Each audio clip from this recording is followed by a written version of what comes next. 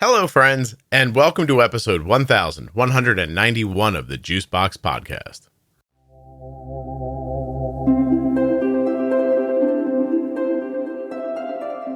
Bonnie is a 57-year-old architect who has had type 1 diabetes since she was 18 years old.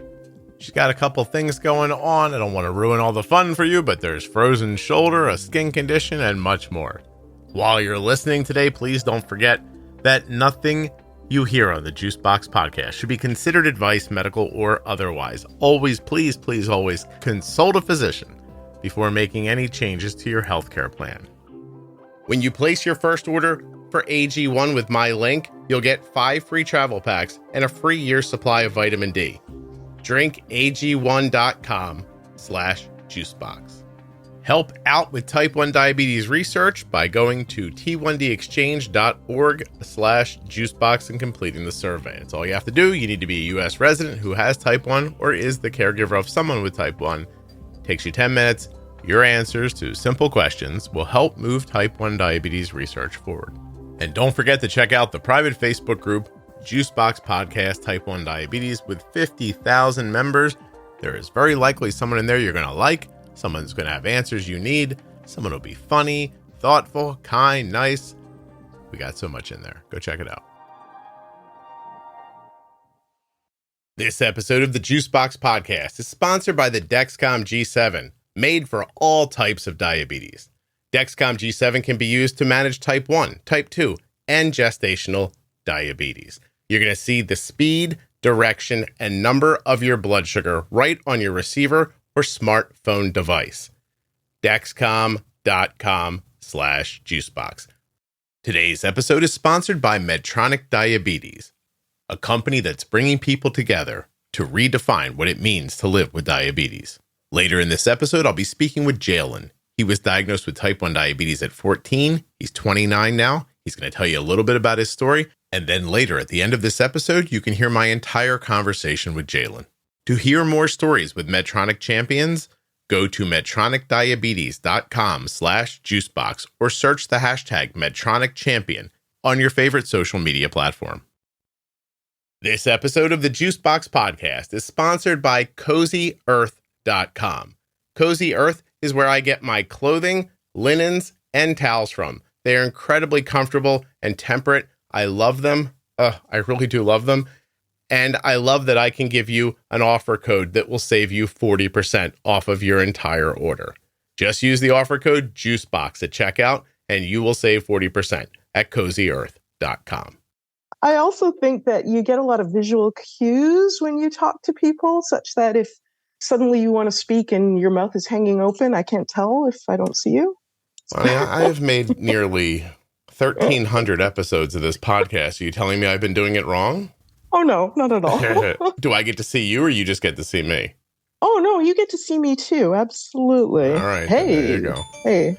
Also, you're going to get to hear me. I'm going to test my blood sugar. So while we're getting set up here, I'm recording you, which I normally wouldn't do this early in the call, but I'm wearing a CGM. Very cool. Let me look at mine while you're doing that. I'll do that. I'm at 150. So I just got out of the shower and it's telling me I'm low, and I don't imagine that's true. Although I have not eaten in a long time, so I'm going to test myself here with the Contour NextGen blood glucose meter. ContourNext.com/juicebox. Let's see. I have struck my finger. Blood is rushing to the area. Not really rushing. I'm getting it. Actually, this meter doesn't need a lot of blood, so not a big deal. You know what? Maybe it would help if I had my glasses on. Old. Oh, yeah. Goddamn thing. Okay, there's my little blood drop. And let's see what we got here for my blood sugar. What do we got? Survey says 5, 4, 3, 2, 1. 95. I knew my blood sugar wasn't low. When you started counting down and you said 5, I thought that was your blood sugar. I thought, oh, that's perfect. What are you, from Canada? I am. Oh, okay. I'm bilingual when it comes to blood sugars. oh, excellent. Yeah, so I'm looking here. So I went in the shower and it took a dip. I don't know why. I'm going to calibrate because I don't want to hear it beep at me while you and I are doing this. What did I say, 95? You did. All right. I did silence my phone. I'm going to do that too. A minute ago, it says I'm 70 now. It's like a little, I don't know. Interesting. It's been really interesting to watch because last night I on purpose ate pizza and Chinese food and my blood sugar like didn't move. And in the past it would have, but I'm using Wegovy now. So basically it's not basically, it's Ozempic. It's the same molecule. Of course. And I just don't seem like my blood sugar just won't spike anymore. Like I want to be clear. I don't have diabetes. I'm not pre-diabetic or anything like that. But if I would have eaten a couple of slices of pizza and some Chinese food and some rice, I would have seen a 150, maybe 140, something like that. Nothing.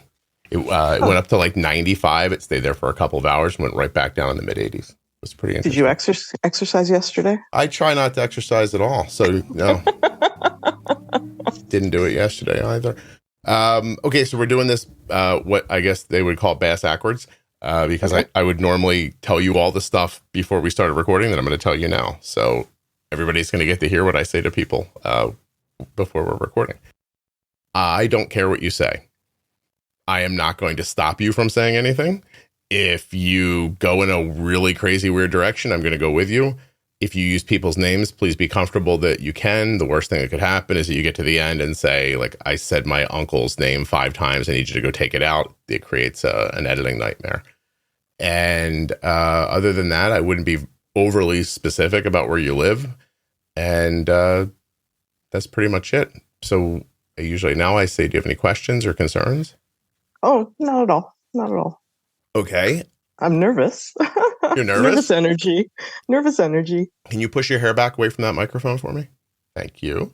Don't worry about being nervous. I'll make you comfortable. And if I don't, I failed. So it's on me, not you. What I'll say is, last thing, don't need to use your last name in a second. Just kind of take a deep breath, introduce yourself, give me a couple of sentences about who you are. We'll start talking. Hour from now, it'll be over. Well, this episode of the Juicebox Podcast is sponsored by Cozy Earth. And right now, I'm looking at CozyEarth.com to see what's going on. I got, look at this, bamboo pajama set for ladies, the jogger pants for ladies, looks like plush lounge socks. That's one of Oprah's favorite things. There's the bath collection. We love the waffle towels, but there's also premium plush bath towels. Everything that you see here can be had for 40% off with the offer code JUICEBOX at checkout. Even the sheets. Now, we use the bamboo sheets. You may choose different linens. I don't know what you're going to love when you get to CozyEarth.com, but we sleep on bamboo sheets from Cozy Earth. They are incredibly comfortable, and I bought them myself with my own money using my own offer code, JUICEBOX at checkout. 40% off is what I saved. You can as well at CozyEarth.com. My name is Bonnie, and I live in the Midwest, originally from Canada. And if I tell you my profession, probably everyone will know who I am because it's a small world of my profession, but I'm not hiding. I'm an architect. So saying that you're Bonnie, an architect from the Midwest, is going to tell people who you are? At least. Oh, you're in the Midwest of Canada. No, I live in the United States now. Oh, you live in the United States now. Okay. Because I was like, in Canada, there must only be one architect. But that's not it. That's not what we're talking about, right? No. Okay. Well, I'll tell you what, if you get a call from somebody and it's like, I heard you on a podcast, please email me immediately because I'll be baffled that happened because you're an architect. I think I would be baffled as well. I think if I went on another podcast and said, my name's Scott, I make a podcast called the Juicebox Podcast, I still don't think anybody would know who the hell I was if they were listening. So I would be thrilled if somebody knows you from that. Okay. I mean, if I got very specific and said I'm from, this portion of this state. Oh, okay. All right. You didn't build a really famous building or something, did you? Design something really famous? Reasonably famous, yes, in the state of Michigan, yes. Interesting. I won a competition to design a memorial for law enforcement officers who died in the line of duty. Oh, wow, that's amazing. And I thought you were going to say lawn furniture. The way you paused, I was like, what? I don't design lawn furniture, but I know architects. Architects do design furniture. I thought you were going to say I designed a building about lawn furniture, and I was like, oh, this doesn't make any sense at all. I don't think she's as famous as she thinks she is. No, I'm not that. I'm not that famous. That's hilarious. Well, that's cool. How did you? Is that something you always wanted to do? Is it something you thought of as a child, or did you pick it up in college? Always wanted to be an architect. My father was an engineer, and I just got that way of thinking in my head. Inherited that way of thinking. I always wanted to be an architect. Do you have that engineer's mind? I think so. Yeah. Very linear way of thinking. A very mathematical way of thinking. 1 + 1 always equals 2 type of thing, which, leads me to my frustration of diabetes, having diabetes. But yes. Do you have that sort of social awkwardness that sometimes engineers have? I'm not an overly social person. I'm a very visual person. I'm the type of person who likes to sort of watch, sit back and watch. Interesting. You said that you were a little nervous. I don't normally do the podcast with video on, and we have it on today, right? And I've lost so much weight over the last 9 months. My brain doesn't always remember, if that makes sense. So I'm sitting here. I spent the first couple of moments we were talking trying not to obsess on whether or not my stomach looked big in the in the video. I'm not watching your stomach. But you're looking at me now. Do I look heavy in the front? Not at all. No. Do you know I think I do. Oh. I'm wired from having been overweight a lot of my life. So just see this line in my shirt. Oh, yeah. Yeah. It's apropos of nothing. It's just the way my shirt's hanging. But I think it's showing you a delineation of where my stomach starts and stops. Well, we all have a stomach. So yeah. Well, not if I stay on Wegovy much longer. I'm going to be a skeleton, and then I won't have any. Look at that's not good either. I mean, I'm just kidding. Yeah. I'm not going to go that far. But no, I wanted to let you. Actually, the people listening too, in on that. Like, there's just a wrinkle in my shirt that my brain is telling me, hey, that makes you look fat. Adjust yourself. Isn't that crazy? I think we are all very self-conscious people. Yes. Yeah. No, it's really something. Anyway. Yeah. I just, it's a podcast. If I don't share these things, then it's not a podcast anymore. It's just I mean, we don't get the visual when we listen to you, so we have to kind of make up what we think you're doing, where you're sitting. At least I do. Yeah. That whiteboard behind me has the secrets to the podcast for the next 5 years on it. So can't read it from here. So. It's all the things I'm going to do. Like literally 1, 2, 3 new series, bunch of different topics we haven't gotten to yet. There's a note over there for me to pay my taxes. Do I want to get the book rights back to my book? Which, by the way, I do, but I don't want to do it badly enough to put any effort into it, in case you're wondering. Saw the list of advertisers. Actually, there's new advertisers up there that people don't know about yet. And then there's this tree Arden drew me. It says big ideas. And then each leaf has a different little idea about things I should maybe think about doing for the podcast. That's an interesting mnemonic. Yes. Mm-hmm. Mm-hmm. Yeah. So Arden drew it for me the last time she was on. She also wrote the date on it. And she says, every day, change the date. It's good for you. And I was like, yeah, I'm probably not going to do that. So it said July for a really long time. And then I changed it, I thought recently, and I just looked at it. It says November 3rd. It's the 17th. So apparently I'm not on top of that. Anyway, what made you want to come on the podcast? I think a lot of different reasons, but, I used to think of myself as just sort of an ordinary person dealing with diabetes. And I just wanted to come on the podcast and say that, we're all kind of dealing with it every day, 24/7, nonstop. Yeah. And just sort of get that out there and get it out there that frustrations with it, that sort of thing. I've been dealing with it for, oh my goodness, 39 years. Really? So, yeah. How old are you, can I ask? 57. Oh, wow. You look terrific. Oh, thank you. Wow. It's good hair genes. Bonnie, you and I have a lot in common. I am steadfastly believe I look younger than I am because my hair is nice and dark. Exactly. It really is the whole thing. Until if you get pale and then the lines, right, around your eyes. Yeah, it's the worst part. Yeah. Okay, so the problem you're going to have as you lose weight, you're going to start to wrinkle. I mean, as as we get older and, our faces stay nice and plump, you don't see as many wrinkles. I'm very near New York. I'll get Joan Rivers' doctor to pull me back. Oh, there you go. Although they eventually killed her, didn't they? Never mind. I'm just going to use some drafting dots. Do you know what drafting dots are? I do. Yeah. Just pull myself. Like in a sci-fi movie, there'll actually be things on my face, pulling my face backwards. It's not a bad idea. Exactly. That's hilarious. Do you know they killed Joan Rivers? This episode is sponsored by Medtronic Diabetes. MedtronicDiabetes.com/juicebox. And now we're going to hear from Medtronic champion Jalen. I was going straight into high school, so it was a summer heading into high school. Was that particularly difficult? Unimaginable. I missed my entire summer. So I was going to a brand new school. I was around a bunch of new people that I had not been going to school with. So it was hard trying to balance that while also explaining to people what type 1 diabetes was. My hometown did not have an endocrinologist.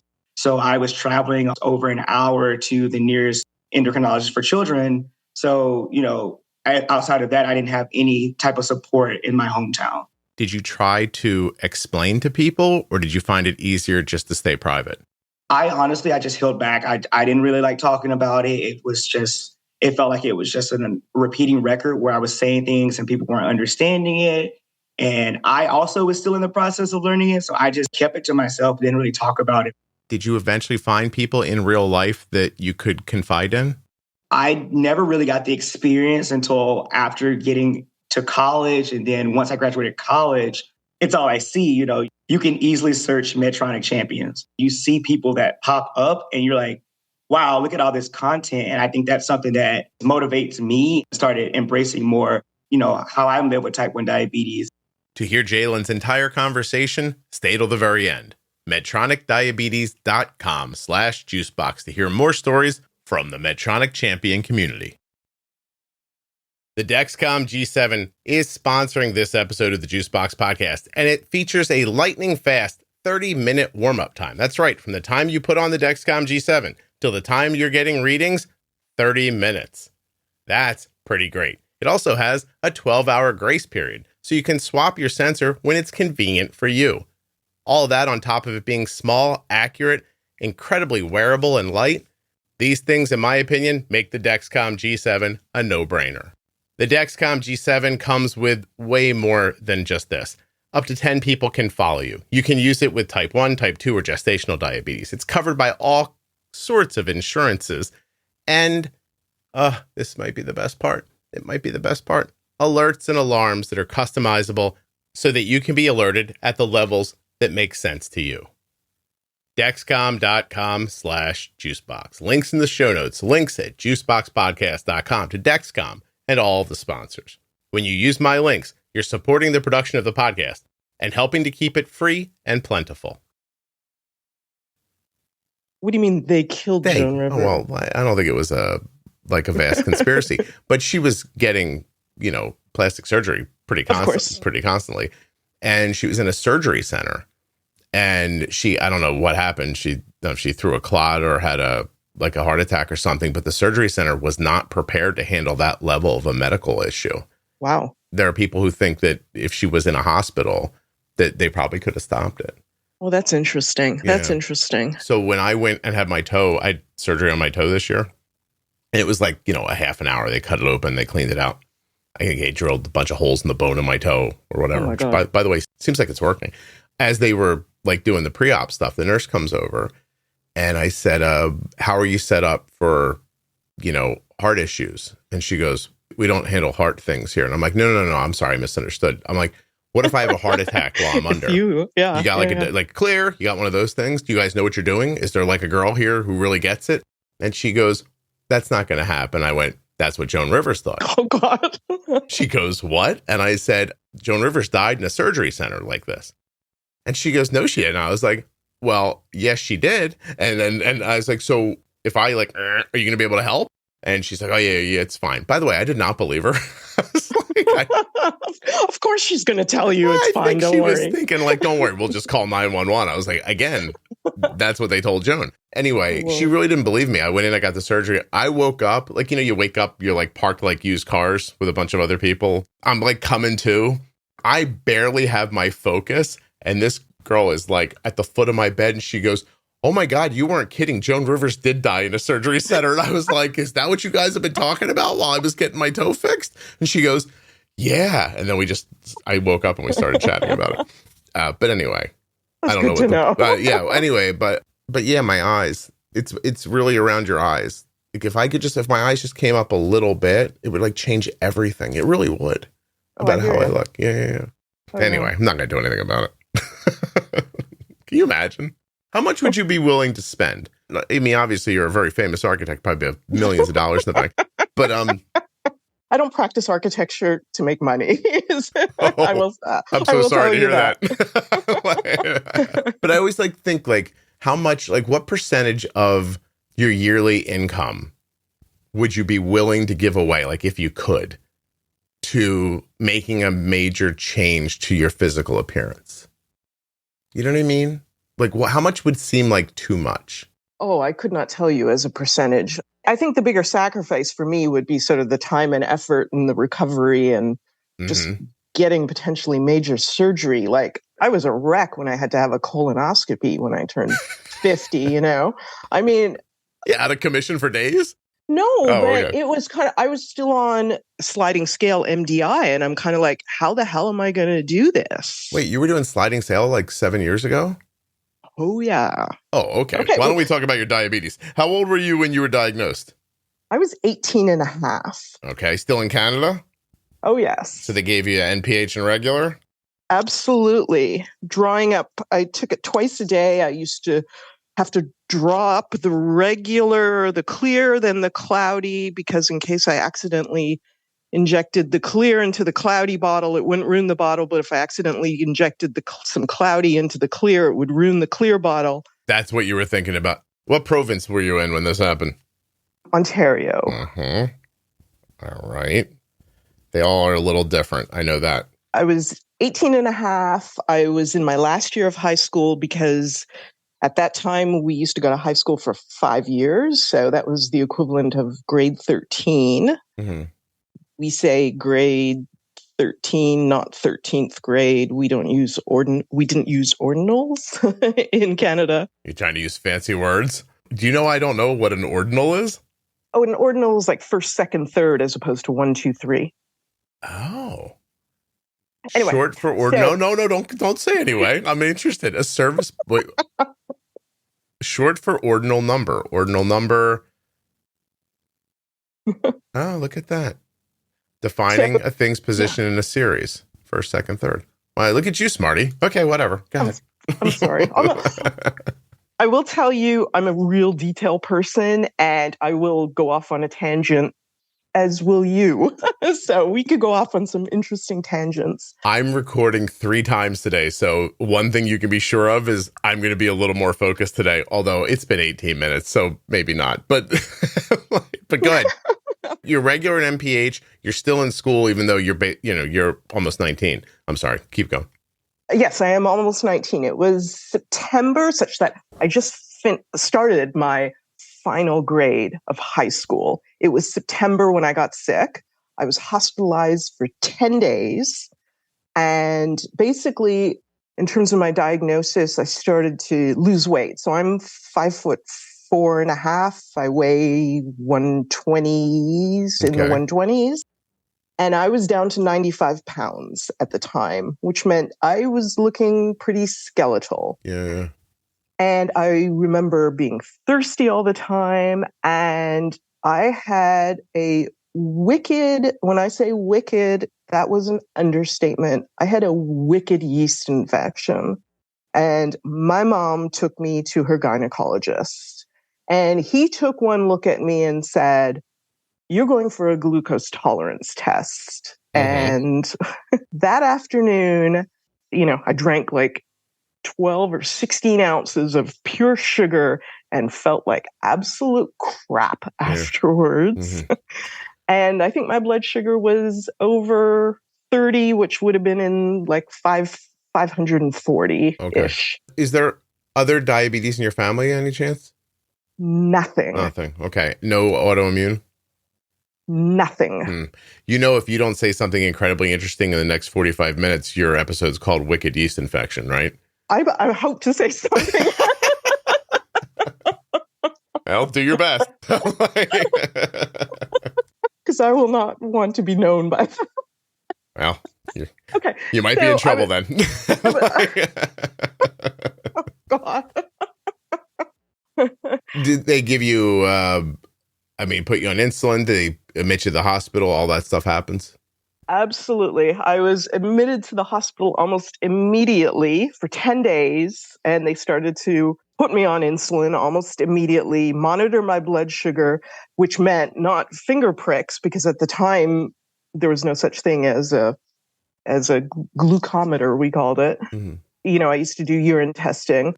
And the way they took my blood sugar was they would actually take venous blood, which means they were poking my arms at least 4 times a day. I think I counted in 10 days I was there, I had blood taken out of my arms. I looked like a druggie with all the track marks up and down my arms.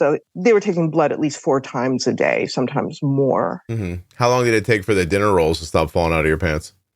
The dinner roll. Isn't that interesting? Oh, okay. I love your like, I watched your little like mathematical mind go. Those words don't have anything to do with what we're talking about. That was very interesting. Did the yeast infection clear up pretty quickly? Oh, absolutely. Okay. All right. I'm like, yeah, okay, I got that now. We're speaking metaphors, right? I don't really know how to speak clearly, so we're going to have to go that way. Okay. So that cleared up very quickly with the introduction of the insulin. Absolutely. Okay. I will say, as I once told my husband, which could be the title of this show, metaphors are not my cup of tea. So. Look at you being funny. Okay, that's fine. All right, I got you. I am I think abstractly spatially, but I don't think abstractly when we speak. I am a very literal person, and so yeah. No, I know. I could see the look on your face. You were lost. You were like, "The hell is this guy talking about?" You listen to this podcast, right? Oh, absolutely. And you still weren't following. You were just like, I'm done. Don't know what we're talking about. Okay, so I'm hospitalized for 10 days. Yep. They put me on, did not start on beef and pork insulin at that time. This would have been 1984. I made notes. Wow. And I was on what they called human insulin, recombinant DNA. Mm-hmm. And I guess I did pretty well on that. And stayed on that for a long, long time. I could not tell you when I went on to MDI, but I know I started Lantus and Humalog. I'm going to guess right after, whenever Lantus soon came out. Okay. And was on a sliding scale. Sort of like the late 80s, 88, Probably. 89 in there somewhere. Well, I want to guess it was after I moved to this country, which would have been in 90. Yes. Oh, so they didn't. You left Canada. That's how you upgraded your insulin, because they would have kept you on that regular NPH forever, probably. Quite likely, because things tend to get approved there much later than they do here. Right. So. Okay. Oh, so what did you move for? Was it for school? Yeah, graduate school. Okay. Not a boy? Nope. Good for you. Not yet. Not yet. Oh. There's a move in here somewhere that involves a boy? Oh, no. It's just, met him in graduate school, but yes. Gotcha. Oh, not yet for him. So you moved from Canada to, what was the thing you noticed? Do you remember going from regular and NPH to just MB, to Lantus and Humalog or something like that? I don't remember, but it was more shots per day because the regular, NPH, was only a twice a day thing. Mm-hmm. Yeah. Do you recall if that seemed like bothersome? Or if not at all. No. It was funny because, so I became diabetic at 18 and a half, and I was telling a friend of mine, a gentleman I know who is a type 2 researcher here at the big university in my town. Mm-hmm.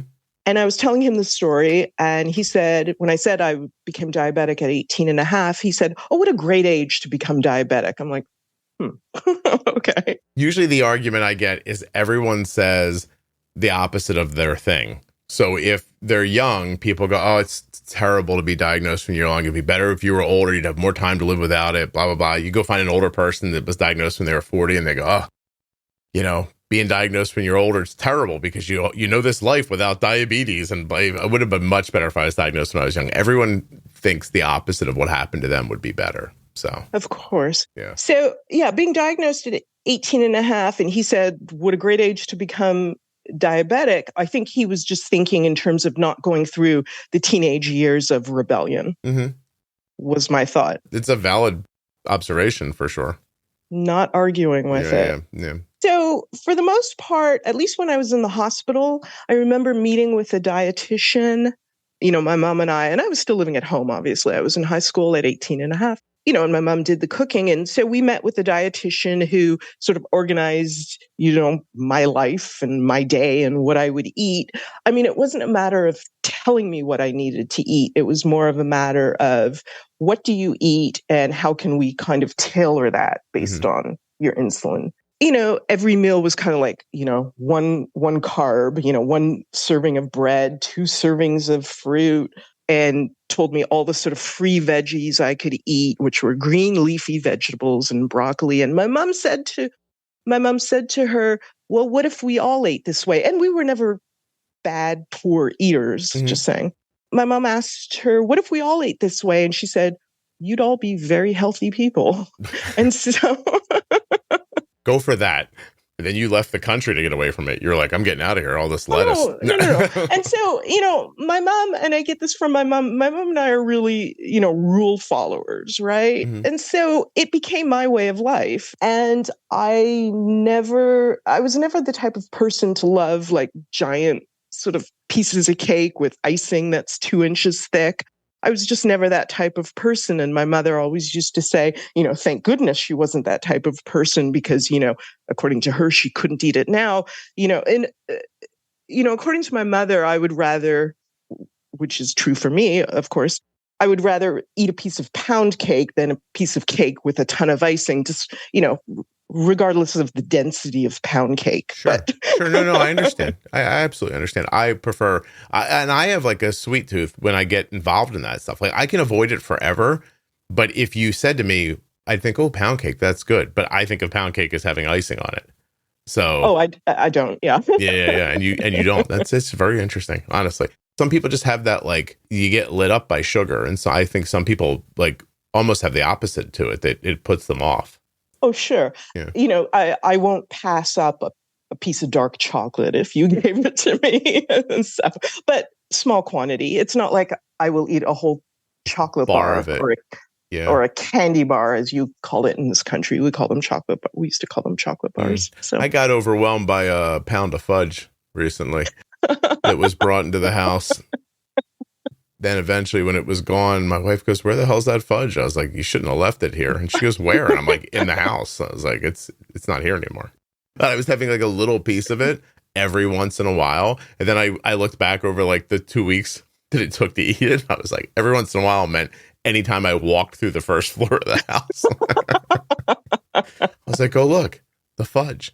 So yeah, well, good. You're not burdened. So no big deal. Did you make the big switch in your eating? I did. Yeah. I kind of cut out, a lot of fat, and, I used to sort of butter my bread and I cut that out. I learned that, protein and fat can slow down the absorption. I mean, I have to say I was I thought reasonably educated until I listened to your podcast. So how long does that go for? You're living like sort of the way you just described. Oh, currently as well. Forever. When did you find the podcast? During COVID.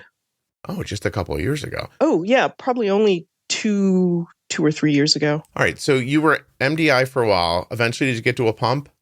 Only like 2 years ago. Oh, okay. So you were MDI the entire time. Were you using Lantus and Humalog the whole time? Absolutely. Through 2 pregnancies. Wow. How old are your kids? 18 and 25. 18 and 25. Oh, that's pretty close to mine. What was your control like through that time? No CGM, by the way? No. Okay. So I've only been wearing a CGM probably for 5 years. Okay. So what were your A1Cs like 18 years old till a few years ago, 5 years ago? Okay. 18 years old. I have no idea because not paying attention. Well, who the hell could look up their medical record when you're 18 years old? Oh, yeah. So it's like you're all right or you're not all right. When you go to the doctors, it's either like everything's fine or... Oh, No. I mean, now they do a finger prick when I go to the doctor and they test my A1C and they come back and tell me, 10, no, and that's only been in the last 5 or 7 years when they can do an A1C in the office. Before, I would get a blood draw, never look up my medical record until I have now access to it on my phone. Before that, I had no idea what my A1C was. Okay, that said, as a rule follower, I have to think I was in pretty good control. So up until the last 5 years, I mean, my A1C was probably in the 6s, low 7s. But that's a guess. You really don't know. Oh, no. I looked up my A1C. Oh, you did look them up. Okay. For you. In 2019, I had an A1C of 6.6. Oh, okay. Great. That's terrific. And then 6.8, 7.2 in 2020. I was hitting 6.1. So it's always been in the 6s. And then I went on a pump. Are all those A1Cs with a CGM? Yes. So you don't know what it was prior to the CGM, though? Okay. No. Gotcha. You don't have any complications? Well, that's a sort of another story. I have other issues, yes. Diabetes related? I would like to think. Why do you want to think it? I think I've had issues that are more prevalent in diabetics, but not an exact result of diabetes. Frozen shoulder. See, the camera's on. I saw you reach up towards your shoulders, so I knew what you were going to say. What else? Touched my shoulders. Yeah. A skin condition called granuloma annulare. Is that the dark spots? Little rough patches of skin. Are they dark? They're little red bumpy patches. It kind of looks like someone once said to me, "Oh, it looks like you have," because I had it on my legs, a few spots on my legs. "Oh, it looks like you got into the poison ivy." It just looks like red little bumpy patches. Granuloma annulare is a benign skin condition characterized by small raised bumps that form a ring with a normal or sunken center. The cause of granuloma annulare is unknown and is found in patients of all ages. Condition tends to be seen in otherwise healthy people. All right, I'm going to go to the pictures. Oh, that's interesting. It's amazingly innocuous. Like, it doesn't bother me in any way, except it just little rough patches of skin that for the most part are on my abdomen that I can hide. So it's not constant though. Is that correct? I have had spots of it for months at a time, and then they'll kind of fade away and reappear in other places. Do you do anything to them? Cortisone or something like that? Nothing. They don't itch. Sometimes they'll itch, but really absolutely nothing. Super interesting. Yeah. Okay. But you think but I don't see anything here about it being diabetes related. Okay, then maybe it isn't. All right. I mean, I got to be honest with you. There's no reason. If you're taking a picture of an old person's skin condition on their arm, there's no reason their bare breast needs to be in it too. I just want to tell that to Google right now. Little TMI. I mean, yes. there's significant change. Like, some people have it everywhere, and then some people don't. It's just like little patches. It's interesting. Which is what I have. I have small patches here and there. Okay. Randomly located. Do your kids have it? No. Okay. Would they tell you if they did as an adult? I always wonder that. Like, you spend so much time connected with your children, and then they get older. Like, if something happened, they're not going to call you and be like, "Yo, guess what?" Like, you stop learning about it. You know what I mean? Oh, absolutely. Yeah. I think my daughter at 18, she would probably still tell me things. Yeah. Okay. All right. I got to get rid of this elderly breast. Excuse me. There we go. That was enough of that. That made me feel older. I've had, yeah. Well, welcome to my world. Yes. I was like, oh, it's not how I remember them. My endocrinologist has said, oh yeah, like I've had conditions with my eyes, which was not for the squeamish, but, did you have to get the needles? No, I had something really bad done to my eyes, which I shouldn't say have. Thank goodness, touch wood. I had a condition called MAP fingerprint dystrophy. What the hell? I'm going to keep my browser open if you're going to keep talking. Hold on a second. I'm going to. That's fine. MAP fingerprint don't worry, dystrophy. It came right up. Not a lot of things. Is it serious? Typically, will flare up occasionally for a few years and then go away on its own with no lasting loss of vision. How does it appear? Incredible pain in your eyes, because basically what happens is your cornea is made up of a series of layers, and the outermost layer kind of comes away from the surface. Mhm. And my ophthalmologist told me, oh yeah, your cornea is like a rug on a hardwood floor, slipping around. And I had a condition. So I had that condition. I was in extreme pain. I could not tolerate light.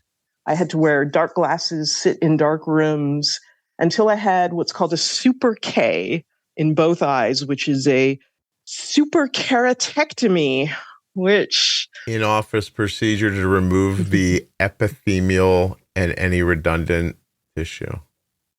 Ew. so basically they take a Dremel I'm and looking. remove. Okay, and this is where if you're squeamish, just stop listening. They basically take a Dremel-like instrument and remove the outer layer of the cornea of my eye. Yeah, they grind your eye down a little bit. Which you don't feel. Okay. And they gave me some Valium for it, and then they put a bandage contact lens over your eye to kind of protect it, and you regrow that outer layer in about 2 days. However, it's 2 days of Vicodin. I was gonna say you're high as a kite, right? You're just like, hey, I'll just try to stay alive and not feel this. Ooh, I'm sorry. I need a second. That's terrible. Like it really took me like the Dremel thing. Like I know what a Dremel is, but I was wondering if people didn't know what they were thinking. But like just like a rotary sander almost. Don't even ask. Yeah. Do you get to see it? Or is it healed by the time you uncover it? No, because they're working on your eye. It's just blurry. I mean, by the time they uncover it, is it healed? Or do you see it like bloody or weird or anything like that? It's not bloody at all. No kidding. I mean, it's basically a 5-minute procedure in the ophthalmology sort of center. And I go home and I then take Vicodin for 2 days, because if you've ever gotten a scratch on your cornea and you know the pain that causes, imagine this pain and multiply it by about 1,000. Yeah. After your eyeball just got tattooed. You know what I keep thinking? Who thought of this? Like, who was the first physician who said, you know what we can do for people with this condition? Why don't we grind a layer of their cornea off?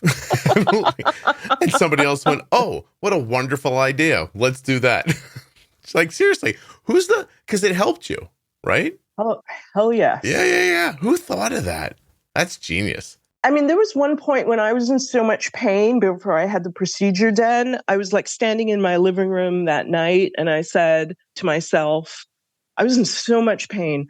I said to myself, if I throw myself through this plate glass window, I didn't want to kill myself. But and would I have to stop that?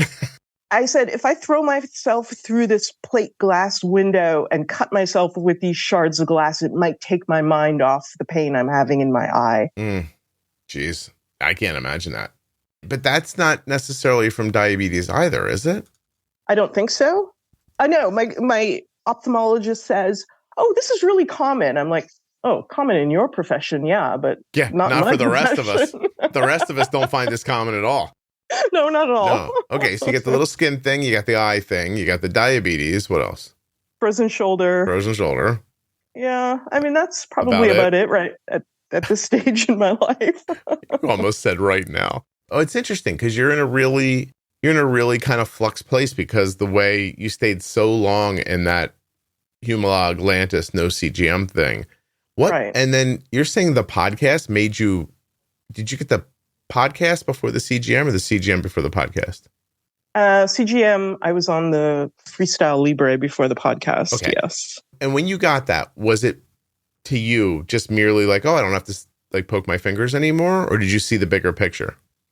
It was mind blowing because I was on MDI four shots a day, sometimes 5, because just to maintain better control.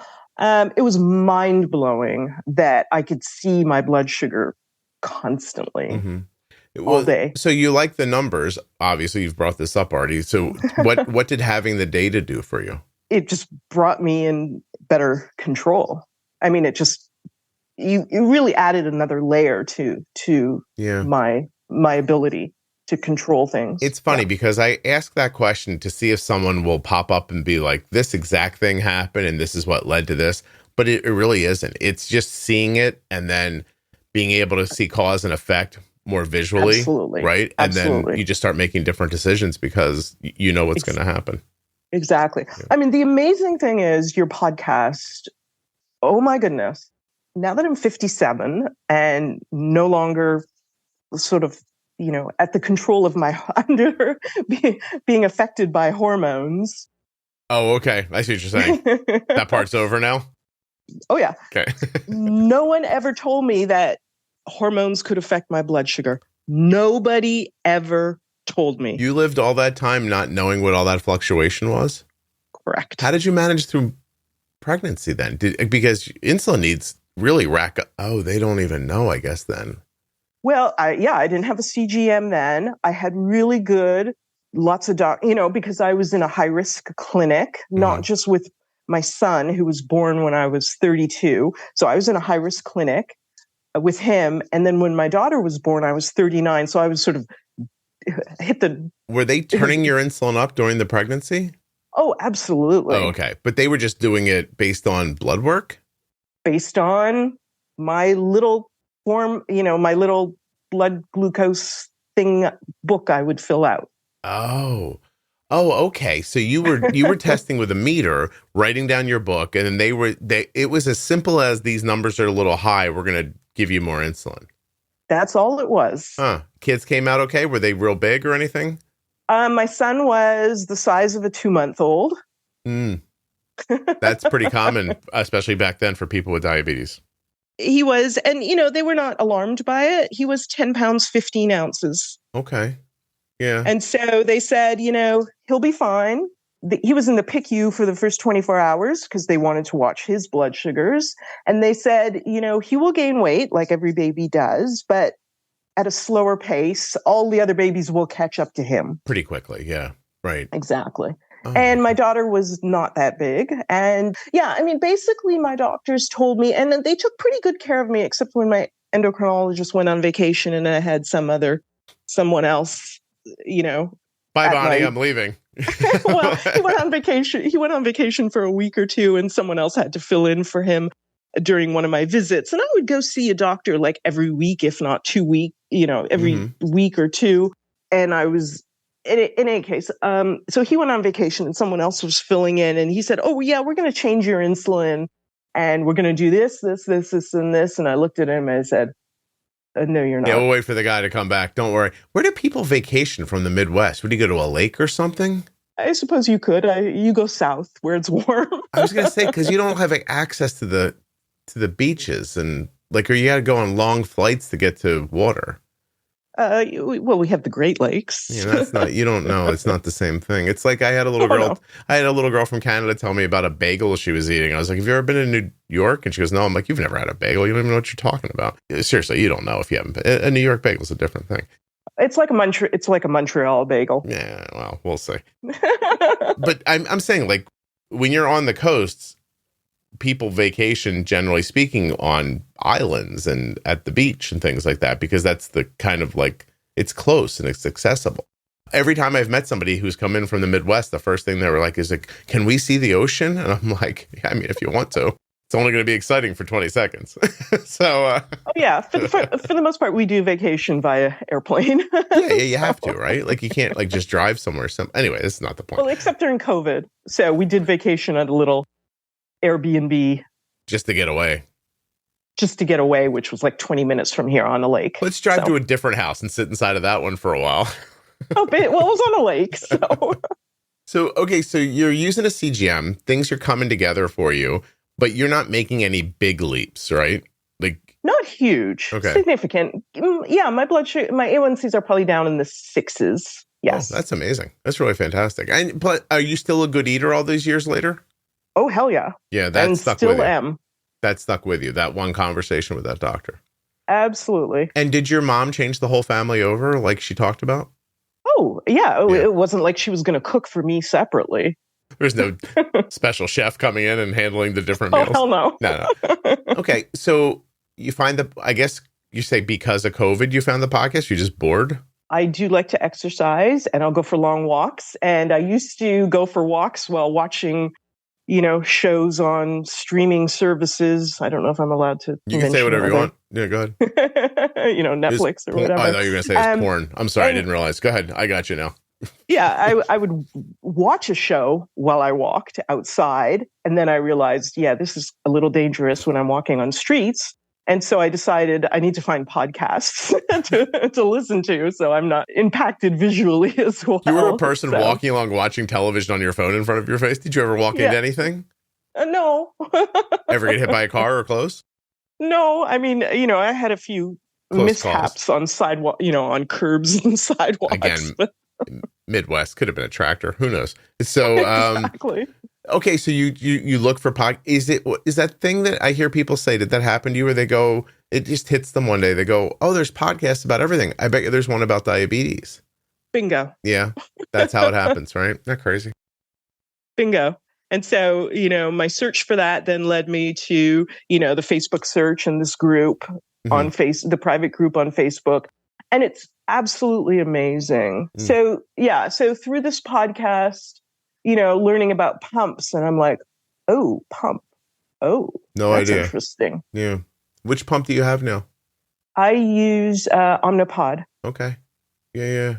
5. So I sold that to you. So if they're listening right now, they should keep buying their ads. Yeah, right. But yeah, that's amazing. So because you're so many decades into it. Right. It seems uncommon that you would have made like the modernization happen. But what happened? You heard people talking about it and you were just like, why am I not doing this? Or yeah, and I'm a real researcher before I do something. So I have to do a lot of research, which means internet research prior to doing something. But at the same time, I love to exercise, and I used to, currently I will walk 4 or 5 miles a day. Every day. That's those are my off days. How long does that take? An hour and 10 minutes ish. And which is a perfect amount of time to listen to your podcast. And that's on my off days. And on my on days, I will bike ride, I will row, I will cross country ski. I used to be a really avid rower until I had hip flexor issues. I could go off on a whole tangent about rowing. But, I used to, and I still do, I used to always hit lows while I would do intense exercise. I would always go low. Okay. My endocrinologist said to me, she said, we can help that. And I'm like, how? She said, a pump. I'm like, okay. So after her telling me that for a couple visits in a row, I finally decided, okay, let's do a pump. Go for it. Wow. That's good. Do you think you'll do an algorithm ever? I do. Oh, wait. You're doing an Omnipod 5? Omnipod 5, yes. Oh, not that. So, okay. I'm sorry. And that is helping you with your exercise? To a degree. Yeah, it's tough. Even if you do a really vigorous exercise, there's still things you need to do. Yes. Listen, Arden got low last night packing her room up to leave college. All she was doing is packing bags, like doing dishes, loading her car. And she's like, Dad, I got low overnight. And she's like, it was hard to get it back up. And I said, no, I thought so. I said, we probably should have done something, a little restriction of your insulin. And she's like, didn't the algorithm, and because she's using IAPS right now. And I looked, and it was taking her basal away forever. And still the exercise, got her like to like a 55 blood sugar at some point. Yeah. Oh yeah. Absolutely. Like me washing my car or doing yard work, I will always go low. Okay, that said, I love to run low. How low? I mean, I love to run low. I love to run in, the 90s. Oh, I mean, yeah, I don't mean run as in go running. I love to stay low. But for me and I will go into the 60s almost every day, at least once a day. Mm-hmm. Because for me, it's easier to control a blood sugar in the 60s and just nudge it back up than for me to deal with a high blood sugar and bring it back down. Is that something you learned on your own or something you heard from the podcast? For the most part, learned on my own. I was doing that. So, sorry to say. No. I don't. I mean that my expectation is that in 30 years, you would have figured that out. 40? Yes. Yeah, you know what I mean? Yeah.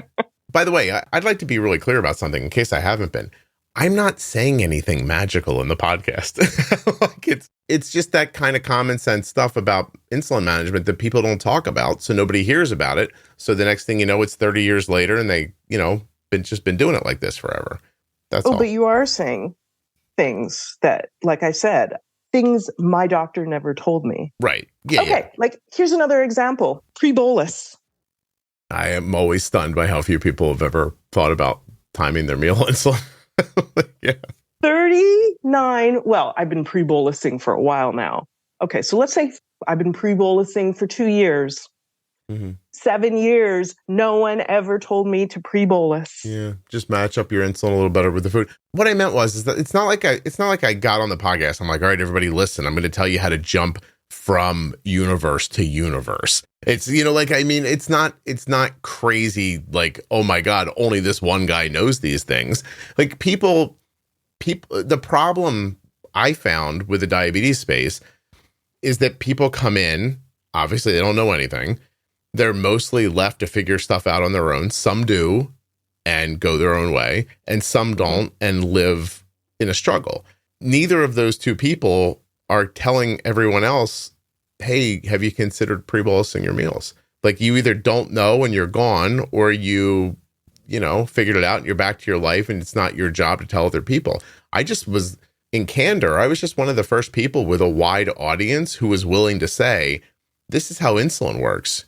You should probably understand this, and nobody else would say. By the way, I knew people who understood it, people who had diabetes, who were in the diabetes space and writing blogs and like making money and doing all the things, but they would never tell people how they manage their blood sugar. And they would hide behind, well, everybody's different, and I'm like, that's not why. You don't want to take responsibility for saying this out loud. That's what this is, just like for the same goddamn reason some doctors won't tell you and they know.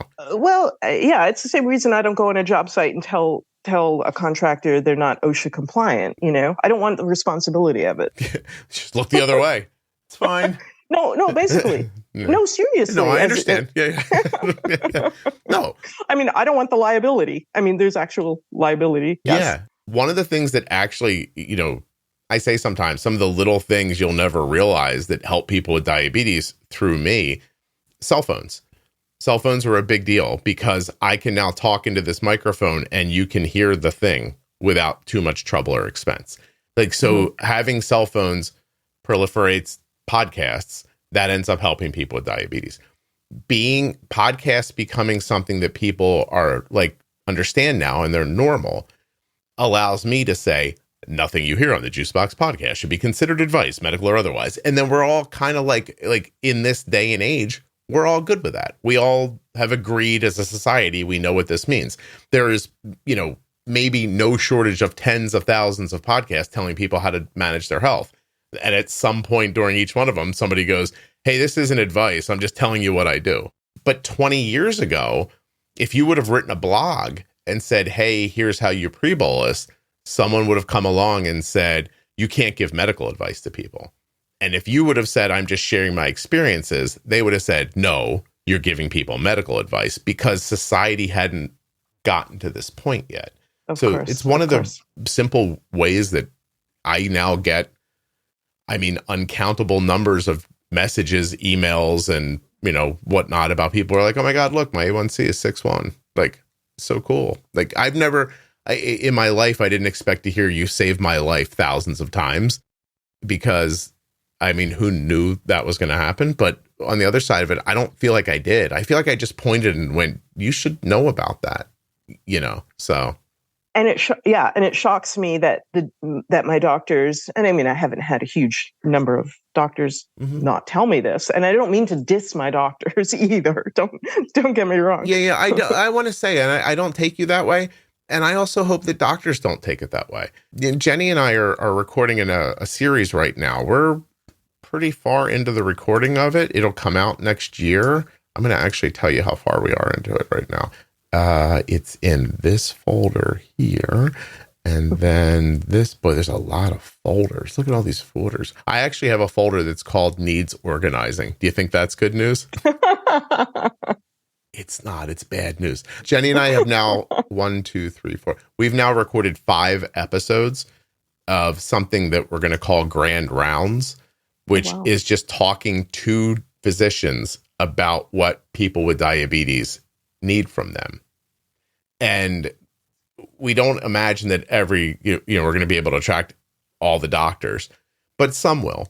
And the conversations are set up so that they're talking to the doctor about like, hey, this is what you should be expecting and what you should be doing and what these people deserve. But at the same time, if you listen from a patient's perspective, what you're hearing is, this is what I deserve. This is what I should be asking for. This is what I should be expecting. And, Jenny gets fired up. Like, for people who've only heard her like in like pro tips or bold beginnings, and she's all like, Wisconsin-y and like, oh, it's okay. And like all sweet and everything.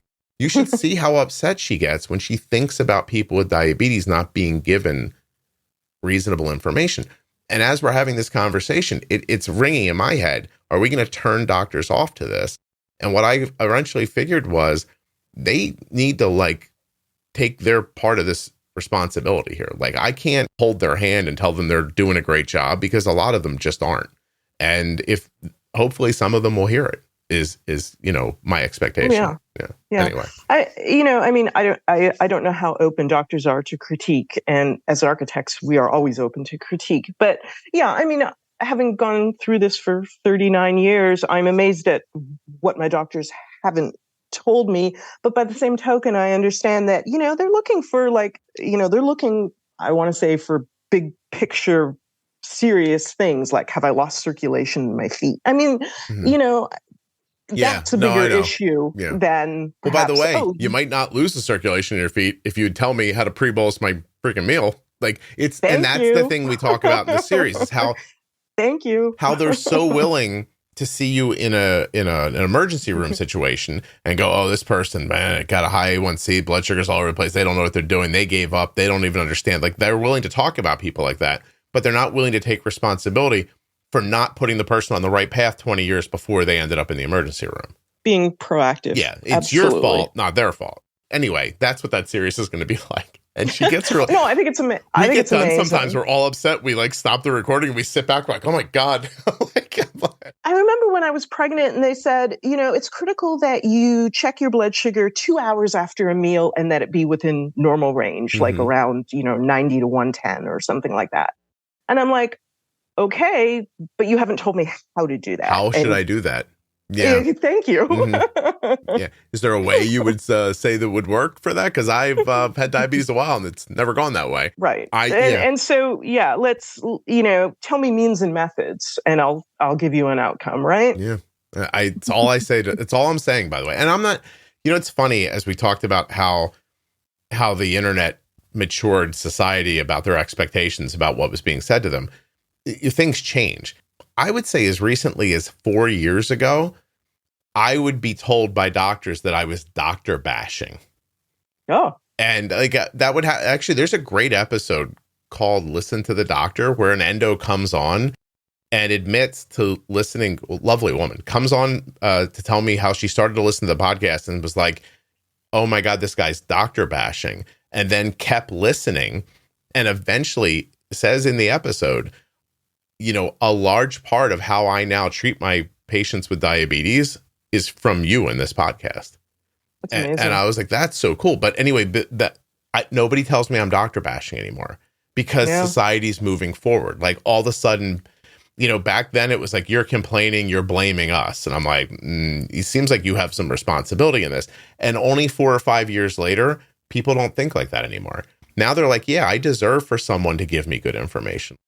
I'm dragging people's expectations into the future is what I'm trying to do. Like you should expect better than what you're getting. Yes, you have to put the work in, but to your point, which you've made like 6 times now, if I don't know the tools, I can't do the work, Right. That's it. Super simple. It's all very simple. People would just listen to me. It would be fine. But no one in my house listens to me. Anyway, I can't wait to put this series out and hear through the grapevine how I'm making fun of doctors. But I think people need to understand that, people are critiqued, at least, as architects, we critique each other. We go through school getting critiqued. And, critique is not necessarily positive or negative. It's just people's perspectives. Here's an analysis. Yeah, exactly, this is my perspective of what you're doing. the thing you're doing. Now, listen, I got to tell you, for any doctors listening, and I don't mean to curse because you've been so nice lately, but I take it pretty frequently from people who are like, this podcast, he doesn't do this right. He doesn't do that right. Why does he talk so much? How come he won't let them talk? Like, I'm like, yeah, I got to hear it. You got to hear it. How's that? I can be salty if you really want me to. No. I know you're a Canadian in the beginning, so I know you guys are stabby. You don't shoot people. And you like to curse. That's pretty much what I know about Canadians. I can get pretty salty when I'm coxing races. So you have to hear the episode that came out today. It's called Canadian Clown Car. It's this 9-year-old little girl. So her mom sets up the recording like it's for her. And I mean, you've now been through this with me. I don't put almost any effort into making sure you're here. So like, it's really on you to show up, you know? And so the microphone comes on, I go, hello. And it's this little girl's voice. And I was like, I'm like going through my notes real quick. I'm like, am I talking to a little kid? I'm not. Like, what's going on? And I think the mom just set me up. Like, she just booked for herself and then stuck the kid on the show. So I have this conversation. It's a really great, actually, with this like 9-year-old little girl, but she's Canadian. And, you know, I do all my like better Canadian humor with her. I was like, you know, dog sleds. That's how you get things places. They don't grow apples in Canada, do they? She's like, yeah, I've been to an orchard. I'm like, there are no orchards in Canada. And she's like, yes, there are. I'm like, I don't understand. I'm like, Canada's just a big piece of snow. And I was like, I don't even know how you're on this call with me. You live in an igloo and, you know, like that kind of stuff. And I was like, at one point I was like, wait a minute. I'm like, are you where Santa lives? And she goes, no, that's the North Pole. And I'm like, those aren't the same place. And she's like, you know, so we're doing all that. And at some point she says something about the cars in America. And I said, how do you know there are cars in America? And she goes, well, there are. And I was like, have you ever been here? And she goes, no. And I'm like, are you sure? And I got down to like an existential moment with a 9-year-old where she goes, yeah, I guess I'm not sure that there are cars in Canada. And I was like, right. I was like, for instance, are you in a room right now? And she goes, yes. I said, is the door closed? And she goes, yeah. And I said, is there a clown on the other side of the door? Oh boy. And she goes, really? You should hear it. She goes, no. She's had nightmares now. Oh my God, there might be. And I was like, right. Anyway, I love Canadians. All right, so I am on a super tight schedule today. So I need to ask you the question a little earlier than I normally would. What have we haven't talked about that we should have? Oh, no, I think we hit everything. We did okay? Tangents and otherwise. You used like 3 words I don't know. I didn't write them down because I didn't want to be like, did you say starkly at some? No, not starkly. Like stack. What did you say at one point? Oh, I can't remember. Tangents? Is that one? Tangent, I know. That was insulting. Like, she's like, uh-oh, does he not know tangent? Okay, you're asking me to recall things. No, you don't have to. I'll go back. That I learned, you know, orally, and I'm a visual learner, so I have to think now. I just thought of the worst joke that I'm not going to say. Okay. I mean, it's horrifying. I'm not going to say it. I'll tell you when we're done recording. But yeah, we haven't missed anything, big picture stuff. Like, you know, it's funny. I meant to say this earlier. I asked you why you wanted to come on the podcast. And really your answer was, I've just had experiences. I'd like people to know about them. I think that would help them. Yeah. I always think someone's going to say something like super specific, and they never really do. It's always just like, I think if people listen to what happened to me, it might help them, which I think is lovely, you know? Yeah. Yeah. Here's some free advice for other podcasts. I think where some other podcasts go wrong is they decide this episode's about this specific thing, and then they try to talk about this one idea for an hour. And I'm like, that's like 4 minutes of conversation. You know what I mean? Like you can't break this thing down that far. Like it's boring.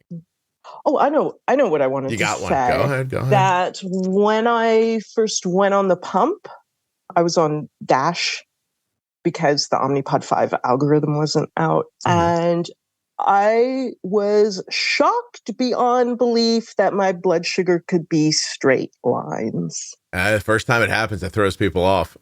Absolute shock. I mean, quite literally, you could have picked my jaw up off of the floor. Mm-hmm. I have a graphic when I speak in person, and I go, hey, here's a graph, 24-hour graph from this little girl, and it's pretty choppy, like really choppy, kind of all over the place. And I said I spoke to her mother privately, and we fixed her basal insulin. And then the next graph comes up, and I go, and that's her blood sugar the next 24 hours. And people are just like, wait, what? And I was like, yeah. So it's bowls them over when they first see it. It's all about timing and amount. So absolutely. I could not believe I could ever have blood sugars like that. Yeah. And it's not that difficult to accomplish once you know how to do it. You have a couple tools, and it takes time. Don't get me wrong. It's not easy. Oh, it takes time. Yeah. And, my endocrinologist is really good at sort of on a granular level, really dialing up and down my basal, at least at the time when I was not on an algorithm, really dialing my basal up and down to get me that straight line. Mm-hmm. Utterly shocked. Yeah. So the people at Insulet, I have to say, and other pump makers, I applaud you. That said, don't, when I go low, don't take away my basal. Forever and ever? Well, don't, it's frustrating because I'm on so little insulin a day. I probably take on average like 22 units a day total insulin. And so when I go low, you take away my basal, but I don't need the basal now when I'm low. I need it like in an hour, and you've taken away all my basal, and I'm like, oh, I'm going to. It's too late now. Yeah. Yeah. Well, the algorithm, listen, first go around for these algorithms. I can't wait to see them in a few more years. Seriously. Oh, absolutely. Yeah, so the low-life intern who's sitting and listening to all your podcasts. You think they make a person listen? Also, don't call them a low life. I know some of them. They're lovely. Oh, I'm sure they are. Okay, I'll say the intern. Low level. Yes, exactly. I'm sorry. So you believe that in every company, by the way, this is true. I know this is true, but in every company, for people who've never thought about this, there's somebody whose task it is to listen to this podcast. Oh, yeah. Yeah, that happens. And then they talk about it in meetings and stuff like that. I have a great story. I wonder if I'll ever be able to tell it, about how Medtronic became an advertiser. I don't know. I'll have to see if I can tell that story. I have to think about it. All right. Thank you so much. You need to go. I appreciate it, Bonnie. Hold on 1 second for me.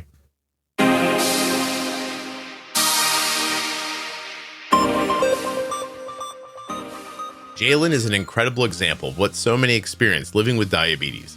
You show up for yourself and others every day, never letting diabetes define you. And that is what the Medtronic Champion community is all about. Each of us is strong, and together, we're even stronger. To hear more stories from the Medtronic Champion community, or to share your own story, visit medtronicdiabetes.com/juicebox and look out online for the hashtag Medtronic Champion. Thank you so much for listening. I hope you enjoy my full conversation with Jalen coming up in just a moment. A huge thanks to Dexcom for supporting the podcast and for sponsoring this episode. Dexcom.com/juicebox. Go get yourself a Dexcom G7 right now using my link. I'd like to thank Cozy Earth for sponsoring this episode of the Juicebox Podcast and remind you that using my offer code JUICEBOX at checkout will save you 40% off of your entire order at CozyEarth.com. That's the sheets, the towels, the clothing, anything available on the website. The episode you just heard was professionally edited by Wrong Way Recording. WrongWayRecording.com. A diabetes diagnosis comes with a lot of new terms, and you're not going to understand most of them. That's why we made Defining Diabetes. Go to juiceboxpodcast.com, up into the menu, and click on Defining Diabetes to find the series that will tell you what all of those words mean. Short, fun, and informative, that's Defining Diabetes. If you're not already subscribed or following in your favorite audio app, please take the time now to do that. It really helps the show. And get those automatic downloads set up so you never miss an episode. Thank you so much for listening. I'll be back very soon with another episode of the Juicebox Podcast. Thanks for hanging out until the end. Now you're going to hear my entire conversation with Jalen. Don't forget medtronicdiabetes.com/juicebox or the hashtag Medtronic Champion on your favorite social media platform. My name is Jalen Mayfield. I am 29 years old. I live in Milwaukee, Wisconsin, where I am originally from Waynesboro, Mississippi. So I've kind of traveled all over. I've just landed here in the Midwest and haven't left since. Nice. How old were you when you were diagnosed with type 1 diabetes? I was 14 years old when I was diagnosed with type 1 diabetes. 15 years ago. Wow. Yes. Okay. 14 years old. What are you like? Do you remember what grade you were in? I actually do, because we have like an 8th grade promotion. So I had just had 8th grade promotion. So I was going straight into high school. So it was a summer heading into high school. Was that particularly difficult going into high school with this new thing?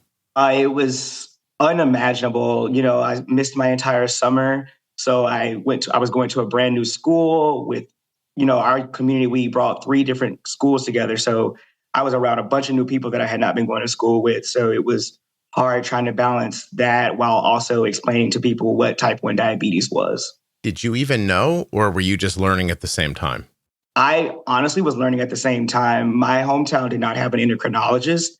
So I was traveling almost over an hour to the nearest, pediatrician, like endocrinologist for children. So, outside of that, I didn't have any type of support in my hometown. Was there any expectation of diabetes? Does somebody else in your family have type 1? No, I was the first one to have type 1 in my family. And do you have children now? I do not. No. Do you think you will one day? Still thinking about it, but right now I've just been traveling, focusing on my career and myself. So what do you do? What's your career? Yeah, so I am a marketing leasing specialist for a student housing company. So we oversee about 90 properties throughout the US. So I've been working for them for about 8 years now. And you get to travel a lot in that job? Yes, I experience a lot of travel. It's fun, but also difficult, especially with all your type 1 diabetes supplies and all your electronics. So it's a bit of a hassle sometimes. Mm-hmm. What do you find that you absolutely need with you while you're traveling, diabetes-wise? I have learned my biggest thing I need is some type of glucose. I have experienced lows, whether that's on a flight, traveling, walking through the airport. And I used to always experience just being nervous to ask for some type of snack or anything. So I felt like I needed to always have something on me, and that has made my travel a lot easier. Okay. So growing up in this small town, what was your initial challenge during diagnosis, and what other challenges did you find along the way? Yeah, I think the initial one, I felt isolated. I had no one to talk to that it was experiencing what I was going through. People would say, oh, I know this is like hard for you, but I was like, you really don't. Like, I just felt lonely. I didn't know, people were watching everything I did. It was like, you can't eat this, you can't eat that. I felt like all of my childhood had been, I don't even remember what it was like for a life before diabetes at this point, because I felt like that's the only thing I could focus on was trying to do a life with type 1 diabetes. When you found yourself misunderstood, did you try to explain to people, or did you find it easier just to stay private? I just held back. I didn't really like talking about it. It felt like it was just a repeating record where I was saying things and people weren't understanding it. And I also was still in the process of learning it. So I just, kept it to myself, didn't really talk about it unless I absolutely had to. Did you eventually find people in real life that you could confide in? I think I never really got the experience until after getting to college. And then once I graduated college and moving to an even bigger town, that's where I finally found those people where I was like, okay, there's a lot of other people that have type 1 diabetes. And, there's a community out there which I had never experienced before. Is college where you met somebody with diabetes for the first time, or just where you met more people with different ways of thinking? So I met my first person with diabetes, actually my freshman year of high school. There was only one other person, and he had it since he was a kid, like young, since we were like maybe born. Mm-hmm. Or like right after that time frame. So that was the only other person I knew until I got to college and I started meeting other people. I was a member of the band and I was an RA. So I was like, okay, there's a small handful of people also at my university. But then once I moved to St. Louis, and a lot of my friends I met were like med students and they were young professionals. And that's where I started really getting involved with one of my really close friends to this day.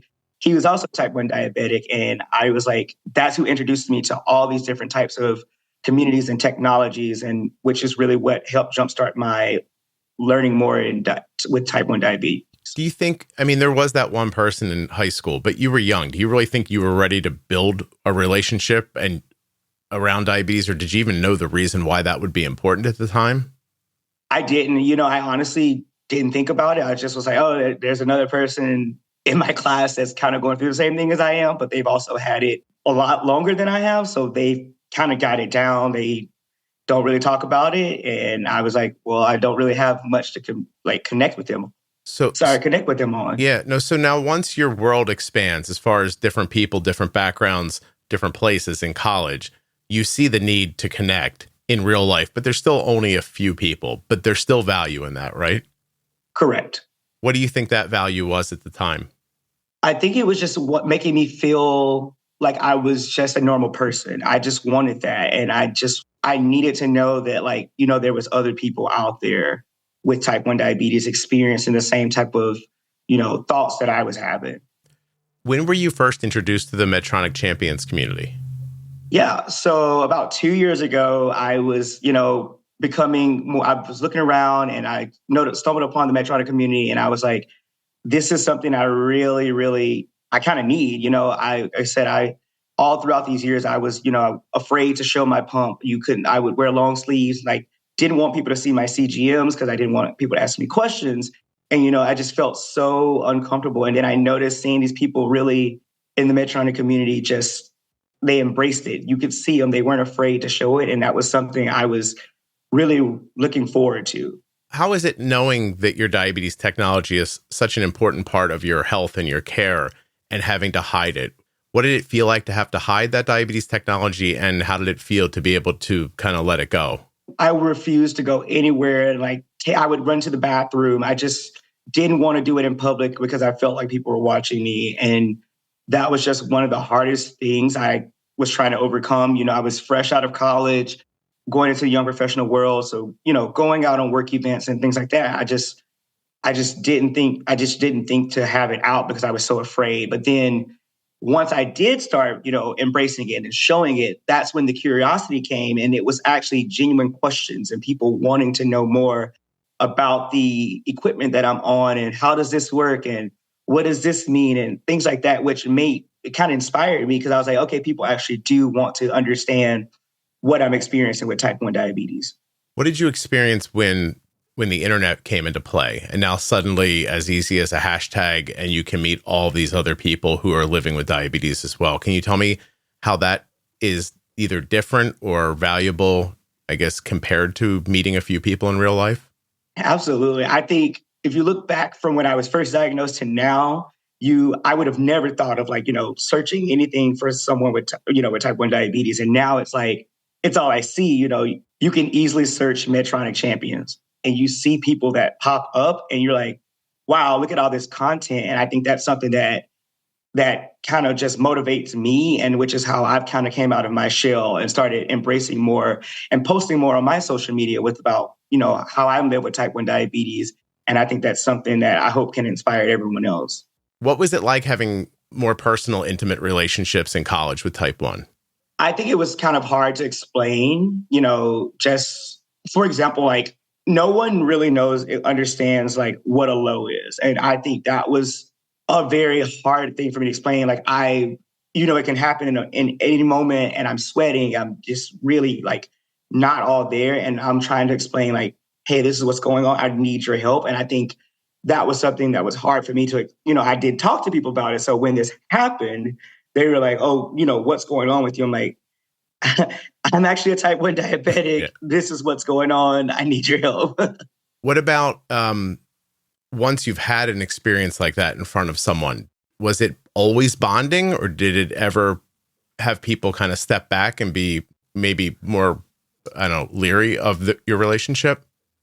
After I would tell someone I had type 1 diabetes after some type of event or anything, they were kind of more upset with me that I didn't tell them up front. Because they were like, I care about you as a person. I would have loved to know this about you. It's not anything you should have to hide from me. And I think that was a lot of the realization that I was going through with a lot of people. Okay. Let me ask you this. So now we talked about what it was like to be low and to have that more kind of emergent situation. But what about when your blood sugar's been high or stubborn and you're not thinking correctly, but it's not as obvious, maybe to you or to them? Yeah. So I go through my same experiences when I have high blood sugars. I can tell from my coworkers, for example, I didn't really talk to, I'll backtrack. when I visit multiple sites for work, I usually don't announce it. And so sometimes I'm working throughout the day. I might have snacked, forgot to take some insulin, and my blood sugar is running high. And I'm a little bit more irritable. I'm all over the place. And I'm like, let me stop. Hey, guys, I need to like take some insulin. I'm sorry, I didn't tell you guys I'm a diabetic. So you may be wondering why I'm kind of just a little bit snippy, so I like to make sure I do that now going forward, because that's something I noticed, and it was kind of hindering me in my career because I was, getting irritable because I'm working nonstop and I'm forgetting to take a step back and focus on my diabetes. Right. Hey, with the advent of new technology like Medtronic CGM and other diabetes technology, can you tell me how that's improved your life and those interactions with people? Yeah, I can. I feel confident knowing that it's working in the background. As someone, and I've always adamantly said it, I have been someone that's really bad with counting my carbs. So sometimes I kind of undershoot it because I'm scared, but it allows me to just know that, hey, it's got my back if I forget something. And I think that allows me to have a quick lunch, and then I'm able to get back into the work day, because it's such a fast-paced industry that I work in. So sometimes it is easy to forget. And so I love that I have that system that's keeping track of everything for me. Let me ask you one last question. When you have interactions online with other people who have type 1 diabetes, what social media do you find the most valuable for you personally? Like, what platforms do you see the most people and have the most good interactions on? Yeah, I've had tremendous interactions on Instagram. That's where I've kind of seen a lot of other diabetics reach out to me and ask me questions. I've commented and be like, hey, you're experiencing this too. But I've recently also been seeing TikToks and, finding on that side of it. I didn't, see the videos and the fun videos. And I'm like, I would love to do stuff like that, but I just never have the courage. So I'm seeing people make like just the fun engagement videos now, which I love, really bringing that awareness to diabetes. Yeah. Isn't it interesting? Maybe you don't know this, but there's some sort of an age cutoff somewhere where there is an entire world of people with type 1 diabetes existing on Facebook that don't go into TikTok or Instagram and vice versa. Yeah. And I do think it's pretty broken down by, when that platform was most popular for those people by age. But your younger people, I'm acting like I'm 100 years old, but younger people seem to enjoy video more. Yes, I think it's just because it's something you see. And so it's like, and I think the one thing, and obviously it's a big stereotype around diabetes, is you don't look like you have diabetes. And that's something I always faced. And so when I see other people that are just, normal, everyday people, and I'm like, they have type 1 diabetes just like me. They're literally living their life, having fun. That's just something you want to see it, because you don't get to see people living their everyday lives with diabetes. And I think that's something I've really enjoyed. Yeah. What are your health goals? When you go to the endocrinologist and you make a plan for the next few months, what are you hoping to achieve, and where do you struggle and where do you see your successes? I'll be honest, I was not someone who was as, involved in my diabetes. I wasn't really focused on my health. And that was something that, you go into an endocrinologist and you get these results back and it's not what you want to hear. It makes you nervous. It makes you scared. And so I personally, for myself, I was like, this is my chance to change. I know there's people that are living just like me, everyday lives, and they can keep their A1Cs and their blood sugars under control. How can I do this? So I go in with, I would like to see it down a certain number of points each time. I would love for my doctor to be like, hey, I see you're entering your carbs. I see you're not having lows.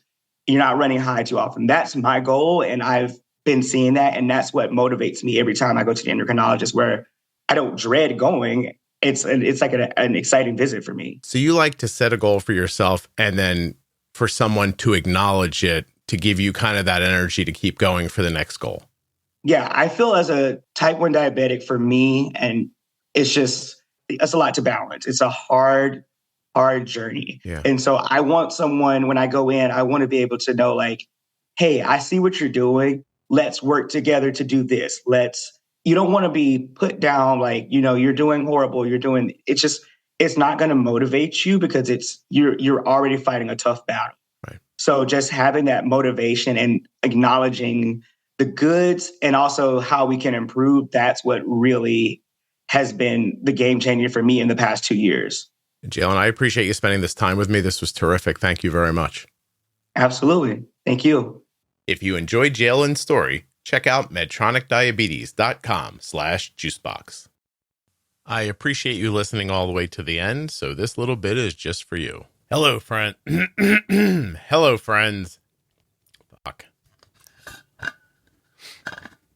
Hold on, I'm getting there.